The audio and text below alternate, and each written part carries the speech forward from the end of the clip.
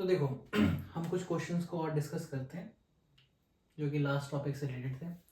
तो first question है why value of MN and zinc are more negative than expected.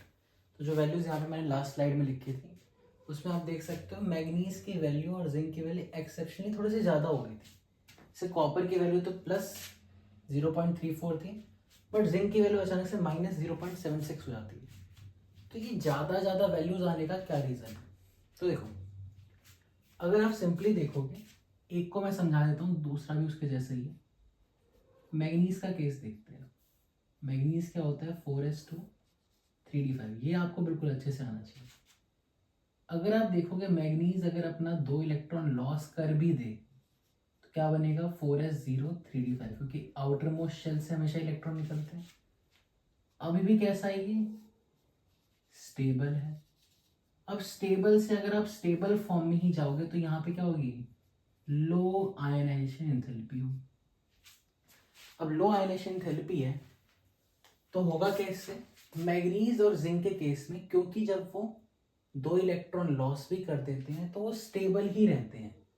तो होता है क्या है स्टेबल के लिए D5 और D10 में स्टेबल रहेंगे। जैसे कि मैग्नीज किस में स्टेबल रहेगा D5 में even after losing 2 electron. Similarly zinc किस में स्टेबल रहेगा D10 में। इसकी वजह से होगा क्या, जो आपका आयनाइजेशन एंथैल्पीज का सम था और एटॉमिक एंथैल्पी ऑफ एटॉमाइजेशन का जो सम था वो कम हो जाएगा। किससे हाइड्रेशन एंथैल्पी से। इन अदर वर्ड्स आप ये भी बोल सकते हो कि हाइड्रेशन एंथैल्पी की वैल्यू इनके सम से ज़्यादा हो जाएगी। क्यों ज़्यादा हो जाएगी? क्योंकि आयनाइजेशन एंथैल्पीज की वैल्यू क्या थी कम थी। तो पॉजिटिव वाले टर्म्स कम हो गए और नेगेटिव वाली वैल्यू के कंपैरिजन में क्या हो गई ज़्यादा हो गई। इसीलिए मैग्नीज का एंड जिंक की नेगेटिव वाली वैल्यू क्या होती है आपकी ज़्यादा होती है।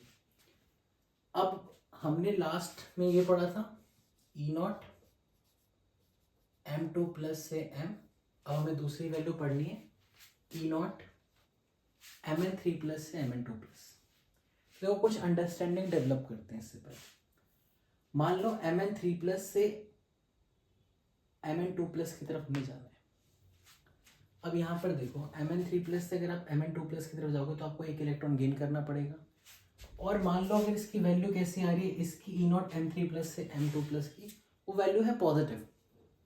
अगर पॉजिटिव वैल्यू आती है इसका मतलब ये रिएक्शन हो जाएगी। ये रिएक्शन हो जाएगी इसका मतलब क्या Mn3 प्लस अपने आप को रिड्यूस करके Mn2 प्लस बनाएगा। और जो खुद को रिड्यूस करता है वो कैसा एजेंट होता है आपका ऑक्सीडाइजिंग एजेंट।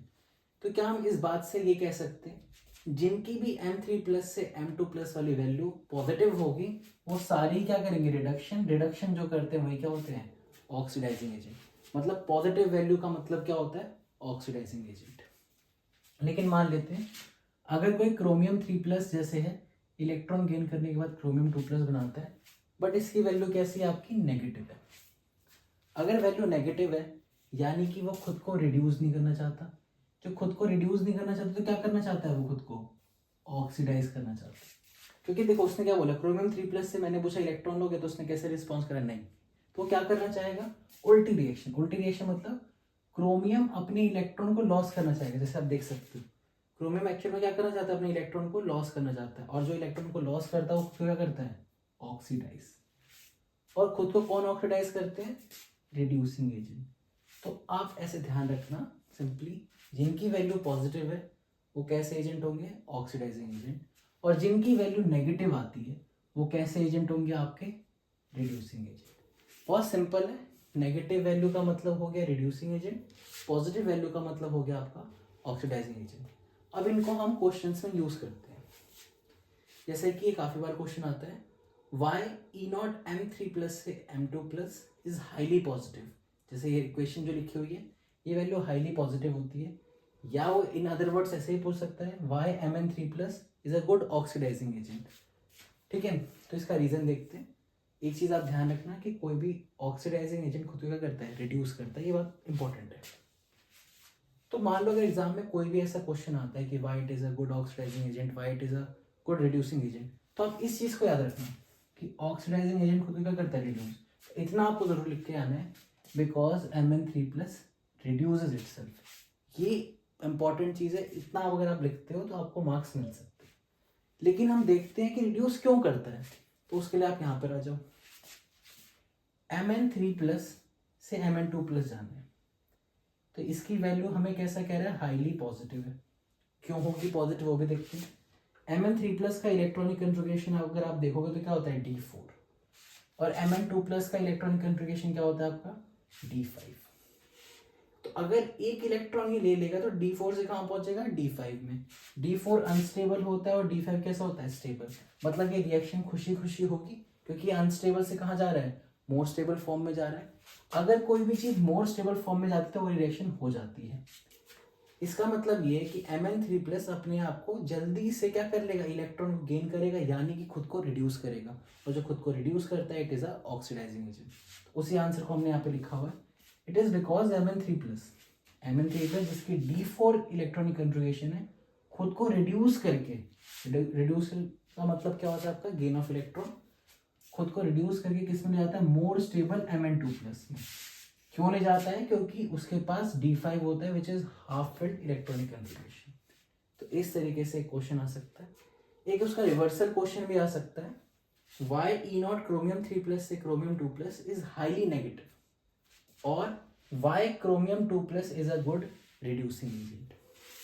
तो देखो सिंपल सी बात है, Chromium 2+ कैसा एजेंट है, it is a very good reducing agent. ऐसा क्यों, देखो Chromium 3+ से मैंने पूछा इलेक्ट्रॉन लोगे, तो उसने कैसा रिस्पॉन्स दिया, हाईली नेगेटिव रिस्पॉन्स दिया। तो मैंने बोला क्या करना चाहोगे, तो अगर मैं रिएक्शन को रिवर्स कर दूं तो ये नेगेटिव वैल्यू कैसे बदल जाएगी, पॉजिटिव। अब ऐसा क्यों होता है वो भी देखो। Chromium 2+ के पास होता है D4, आप इलेक्ट्रॉनिक कन्फिगरेशन निकाल सकते हो, बहुत ईजी रहता है, D4 है। अगर मैं उससे एक और इलेक्ट्रॉन निकाल दूं तो क्या बन जाएगा, D3। अब D3 जो होता है काफी ज्यादा स्टेबल माना जाता है, क्योंकि इसके अंदर क्या होता है, half filled T2G electronic configuration होता है। अब ये T2G क्या होता है, D के 5 ऑर्बिटल थे, आपने 11th क्लास में पढ़े होंगे। वो दो कैटेगरी में बांटे जाते हैं, एक होते हैं ऑन दी एक्सिस जिसको हम बोलते हैं dx² - y², और dz², इनको हम बोलते हैं Eg। और बाकी के 3 जो बिटवीन दी एक्सिस होते हैं उनको हम बोलते हैं T2G, जिनके नाम कहते हैं dxy, dyz और dzx, इनको हम बोलते हैं T2G। अगर 3 ही इलेक्ट्रॉन होंगे, D3 होगा, तो कहाँ जाके भरेंगे, T2G में। इसको हम डिटेल में पढ़ेंगे आपके कोऑर्डिनेशन में, लेकिन अभी आप समझिए कि जो dxy, dyz और dzx है, यहाँ पर हम 3 इलेक्ट्रॉन भर रहे हैं, तो क्या हो जाएगा, हाफ फिल्ड हो जाएगा, क्योंकि 3 ऑर्बिटल में मैक्सिमम 6 इलेक्ट्रॉन आ सकते हैं, और अगर 3 ही इलेक्ट्रॉन आ रहे हैं तो कैसा होगा, हाफ फिल्ड होगा। और हाफ फिल्ड चीजें हम क्या मानते हैं, ज्यादा स्टेबल मानते हैं। तो यहाँ पर देखो, तो Chromium 2+ इसलिए एक अच्छा रिड्यूसिंग एजेंट है, क्योंकि रिड्यूसिंग एजेंट खुद को क्या करता होगा आपका, ऑक्सीडाइज करता होगा, और ये खुद को ऑक्सीडाइज करके Chromium 3+ में ले जाता है। और क्यों ले जाना चाहेगा, क्योंकि D3 कैसा होता है आपका, स्टेबल होता है। इसी को हम लाइन के फॉर्म में लिख देंगे, इट इज बिकॉज Chromium 2+ जिसके पास क्या होता है, D4, अपने आप को ऑक्सीडाइज करता है टू मोर स्टेबल Chromium 3+। और ये क्यों करता है, क्योंकि Chromium 3+ के पास क्या है, हाफ फिल्ड T2G ऑर्बिटल है। यहाँ पर आप D3 भी मेंशन कर सकते हो। नेक्स्ट चीज है, which is a better reducing agent, Chromium 2+ और Fe2+। तो देखो Chromium 2+ का तो हम देख चुके हैं, Fe2+ का मैं आपको यहाँ पे लिख देता हूँ। अब Fe2+ अगर एक रिड्यूसिंग एजेंट की तरह कंसिडर हो, मतलब खुद को क्या करेगा, ऑक्सीडाइज। तो Fe2+ खुद को ऑक्सीडाइज करके, यानी कि लॉस ऑफ इलेक्ट्रॉन करके Fe3+ में चल जाएगा। 2+ का इलेक्ट्रॉनिक कन्फिगरेशन अगर आप देखोगे तो होता है D6, एक इलेक्ट्रॉन और निकल जाएगा, जगह D5। तो ये भी अपने आप को अनस्टेबल से स्टेबल में जा रहे, कैसे, ऑक्सीडाइज करके। तो ये भी अपने आप को ऑक्सीडाइज करके कैसे एजेंट की तरह बिहेव करना चाहेगा, रिड्यूसिंग एजेंट। लेकिन हमें अब चेक कर रहे हैं कि ये तो रिड्यूसिंग एजेंट था ही, और ये भी हम देख रहे हैं कि रिड्यूसिंग एजेंट है, लेकिन बेटर कौन सा। तो देखो Chromium 2+ खुद को ऑक्सीडाइज करके किस में ले जाता है, D3 में। ठीक है, D3 स्टेबल होता है, हम देख चुके हैं, हाफ फिल्ड T2G होता है। जबकि Fe2+ अपने आप को D6 से कहाँ ले जाता है, D5। ठीक है, और D5 भी स्टेबल होता है क्योंकि उसके अंदर हाफ फिल्ड ऑर्बिटल होते हैं। ये हाफ फिल्ड T2G था, और ये कैसा सिर्फ हाफ फिल्ड है।